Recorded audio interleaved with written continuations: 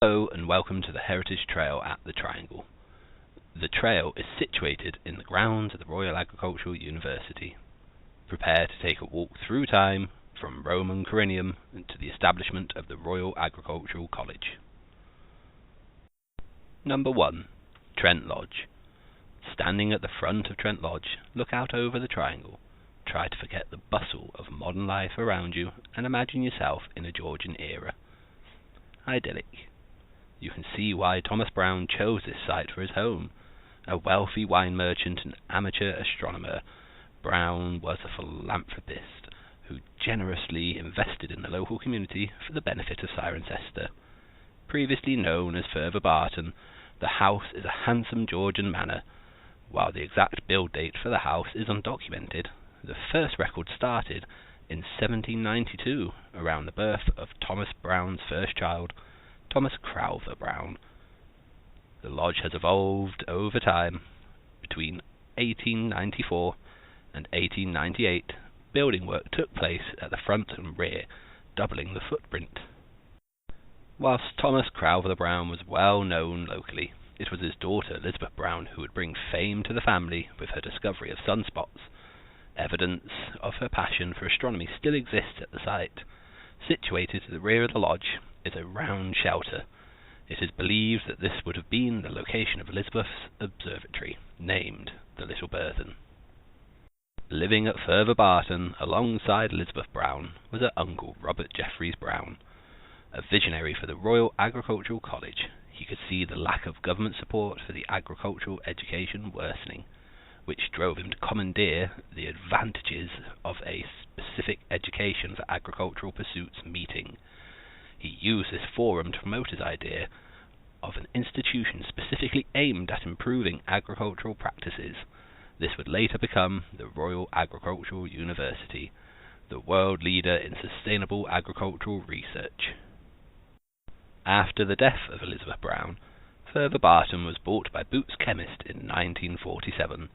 The lodge was donated to the Royal Agricultural College and made into a student accommodation, evidenced by the stone plaque at the front of the building. The renaming of Further Barton to Trent Lodge was to show the appreciation for the donation from John Campbell Boot, the second Baron Trent. Echoing its past as the home of innovation, in 2004, Trent Lodge saw its most recent incarnation as offices for Farm 491. The hub is part of the Royal Agricultural University's project to support agri-tech and agri-food development. Now, like before, the lodge accommodates entrepreneurs and scientists as they convert their innovative ideas and technology into viable businesses. Number 2. Elizabeth Brown. A trailblazer, Elizabeth Brown became the first female to be accepted into the British Astronomer Society and to be appointed director of the solar section. Elizabeth lived her whole life at Further Barton. The misfortune of her mother dying when she was still a child created a bond with her father. Their closeness meant that she became interested in his hobbies, including astronomy. Because of this, Elizabeth had an observatory installed on the grounds, making her the first female to own an observatory in the UK. She would later become not only the UK's first female solar astronomer, but also the leading scientist in sunspots. Her specialism took her all around the world observing solar eclipses for research, but Further Barton was always somewhere she would call home. In 2023, in honour of her life's work and contributions to the field, asteroid 50724 was named after her. After her father's death, she took over his work recording weather data for the British Astronomical Association. This would consist of measuring rainfall levels and checking the water table levels in their 100-foot wells. However, their exact locations in the grounds are unknown. Perhaps so dedicated to her research, Elizabeth never married or had children. When she died, she left her observatory and its contents plus £1,000 to the British Astronomical Association. Number 3. Ridge and Furrow. Do you see the rippled surface of the field? This is evidence of ridge and furrow, a medieval farming practice where a single-sided plough would be pulled by oxen or horses, creating deep trenches. The method allowed the maximum surface area to be planted. These tall ridges allowed vegetables that required different growing conditions to be planted symbiotically. plants that required dampness and shade near the bottom, and plants that needed sun and less water near the top. Early form of permaculture.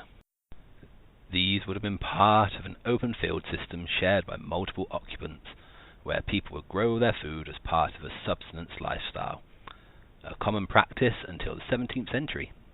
Even 300 years on, the mark the process has left in the landscape is still visible today. The best time to look at ridge and furrow is at sunrise and sunset, because it will cast shadows over the undulations, highlighting them. This example is particularly significant as it is the last remaining section of ridge and furrow that has not been built on from the original block of 13. Number 4. Roman Road. The Fossway runs through the Roman town of Corinium, or Cirencester as it is known in modern times. The Fossway was created as a defence line during the Roman conquest, allowing troops to be deployed quickly in a straight line. Anything to the east of the line across Britain was occupied by Romans or Roman sympathizers who benefited from living the Roman lifestyle. Corinium was the second largest Roman town and the financial hub of Roman Britain, due to the Cotswold Wall being world-renowned and exported across the globe. Corinium also housed an amphitheatre which is still standing and one of the UK's best remaining examples. While walking along the hedgerow, you will notice you are walking in a shallow ditch. This is thought to be an agger from the Roman road, evidence of the building method where the roads would be built up leaving ditches on both sides.